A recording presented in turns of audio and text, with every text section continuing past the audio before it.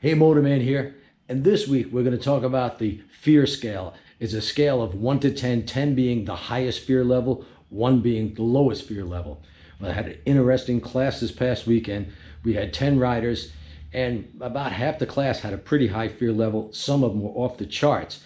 So I'm going to show you what that looks like, and I'm going to talk you through and show you what fear looks like, and hopefully give you an idea how to get over that fear. So come on, let's watch the video. So first thing I should let you know is I could tell the first thing that we do in the class, by the way, is the slow race. When I see riders having a problem with the slow race, I know I've got to adjust the course a bit. So I've got these cones at 18 feet apart. That's gigantic. Now this rider coming through is on a Royal Enfield, and he's 79 years old, so he's got an excuse for having a high fear level. Now this rider is a young fella, and the highest fear level I think I've ever seen. If there was an 11 on the scale of 1 to 10, yeah, he'd be at 11. Anytime that motorcycle even attempted to lean the slightest, he would straighten it up. And his speed was so slow. You know, I tell people, if you're below 5 miles an hour, there's more force pulling you to the ground than pulling you forward. Above 5, the bike really can't fall over if you maintain that speed and keep power to the rear wheel. Now, this rider is female. She practiced before coming to the class, had a low fear level, had a pretty good handle on the techniques, and just needed some refinement, which is, of course, what I gave her. Now, if you notice in that very first clip, it was a Moto Guzzi. We had the guy, the only American who actually bought a Moto Guzzi. I think they sell 1, maybe 2 a year, and he happened to come to the class. Now, this is the husband of that woman that you saw in the Sportster, and I don't know if he practiced prior to getting there, but his fear level is up around an 8. He does not want to lean that motorcycle, and he even has motorcycle drop guards on the bike. That means if the bike falls, nothing happens to the bike. No damage at all, even if you dropped it and slid it across the ground at 20 miles an hour. But for some reason, he had a very high fear level. This rider is the normal fear level, somewhere around a 5. What this rider actually needed was to refine his head and eyes. He tended to look down right in front of the motorcycle. And as you see here, when you look down, especially in this slow cone weave, it seems like you're going 60 when you're going 6. So he looked right directly in front of him, and he runs into the cone. About half the time, he got it almost perfect. This rider on a BMW, very low fear level. Been to the class once before, though. It was about 10 years ago, but it's a new bike to him. And here we've got an Indian rider. He's a former motorcycle officer from Massachusetts, so he had no fear at all.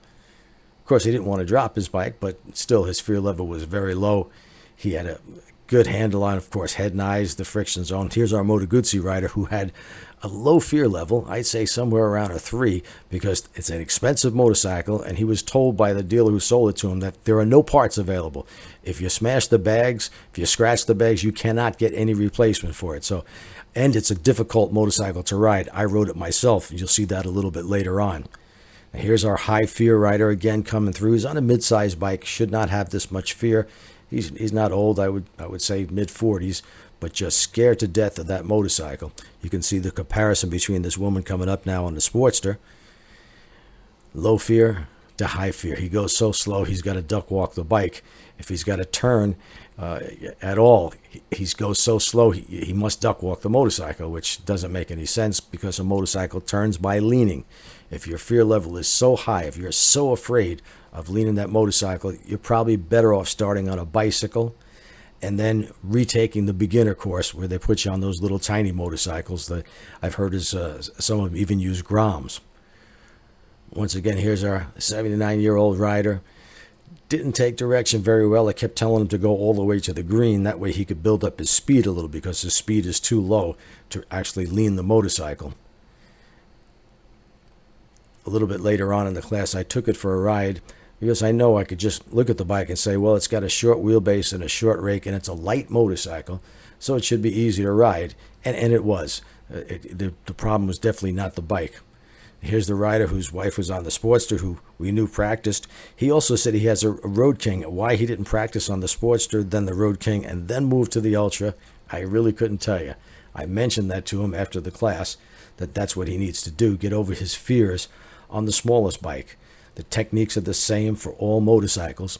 So if you start on a small bike, it should be easier. Here's his wife whipping through here. She makes mistakes, no question about it, but as you can see, as compared to him, she's not afraid to lean that motorcycle at all. In fact, she was even scraping the pegs on the floorboards, which is not too hard to do. Every once in a while, though, she would let her head linger on that green cone like she did here. And, of course, if you keep staring at it, you're going to hit it. When you get a couple of feet from that green tip cone, you should already be turning your head and eyes and looking where you want to go next. This rider, average fear level. Again, too slow, doesn't really want to lean the motorcycle, but as we go on, he does get much better, improves at least 100%.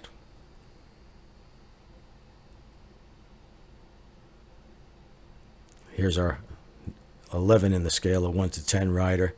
Just no matter what we did with him, even tried some one-on-one, it didn't help. His fear level was so high that anything other than going straight would just scare him. He was actually shaking.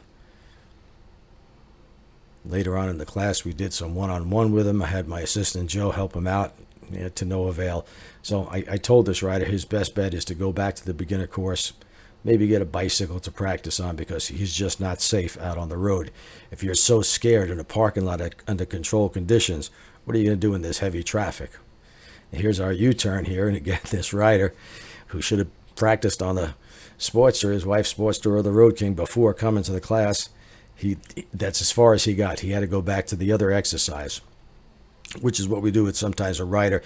If they can't master one exercise, there's no sense really moving them on.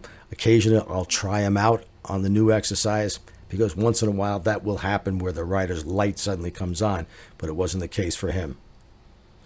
Here's me on that Moto Guzzi. I'd never ridden one before, and I saw the rider was having a lot of problems with this type of motorcycle. When you blip the throttle, it wants to lean to the left, which scares the crap out of most riders, and I don't blame them, because it feels like it wants to pull the bike to the ground. But as you can see, it can be done.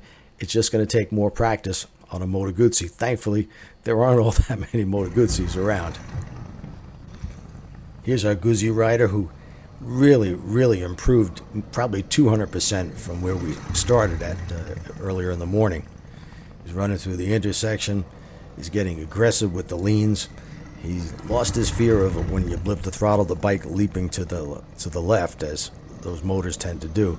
So overall, I think that the class was great for him, because he needed it, and it's a tough bike to ride. Here's our rider with the average fear level, about 5 when we started. I think we got his fear level down to about 3. And once he got the idea of turning his head and looking only where he wanted to go, as you can see here, he does much better. By the way, the mufflers on this bike are Tab performance mufflers with the zombie baffles. We put them on this bike because I want to be able to hear the rider, what he's doing exactly with the throttle, if it's too low or too high, and it makes it a lot easier. Plus, they really sound good.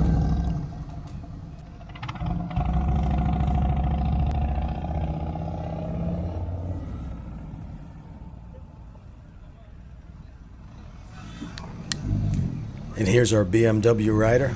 Watch him go through this intersection exercise. He's riding it like he stole it. This is where you get aggressive, not out on the street. The more aggressive you are here while training, the sooner you'll pick up these techniques and get over your fears. If your fear is so high that you're afraid to even ride under controlled conditions, well, maybe 2 wheels aren't for you. Now watch this rider. She's been doing very well during the class, except every once in a while she would look at the thing she didn't want to hit, which in this case is always a cone. Out on the street, it could be an oncoming car or anything else. So let's see what happens. Doing really good leaning the bike, turning her head and eyes, right in the friction zone. Guess what happens? Let's watch and see. She looks at the cone she doesn't want to hit. She missed the cone but went out of the exercise. So nobody's perfect. It just takes more practice. The more you practice, the better you get. After a while, you can get to do this stuff in your sleep, practically.